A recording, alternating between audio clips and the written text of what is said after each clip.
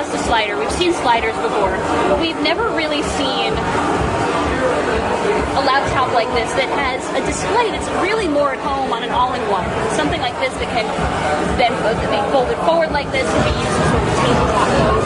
And before I get too ahead of myself, you can flip it backward like this so that the screen is facing outward. And that's a concept we already saw on the Lenovo IdeaPad Yoga series, but it's definitely unique just in the way it was implemented here.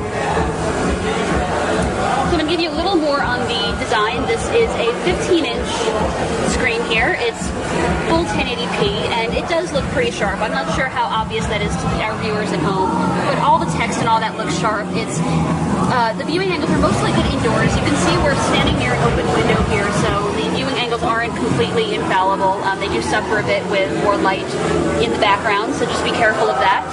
I would say, too, that this is one of the smoother, more controlled hinges I've dealt with.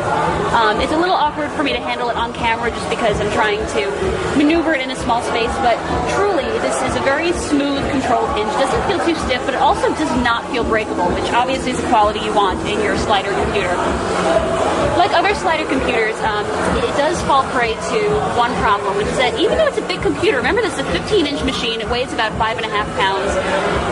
One thing about sliders is that the hinge usually eats up about half the keyboard deck.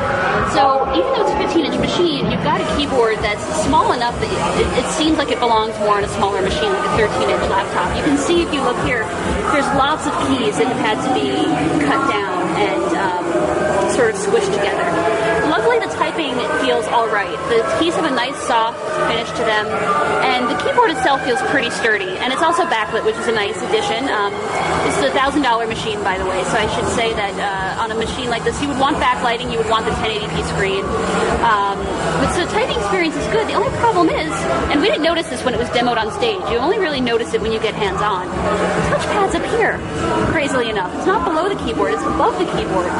So I'm going to reserve full judgment for now until I really review it, because for all I know, I'll spend a week with it and think this is a brilliant idea in certain use cases. But it's definitely, for anyone who's used a normal modern computer or laptop, it's definitely an odd placement. So more on that when we review this ultimately.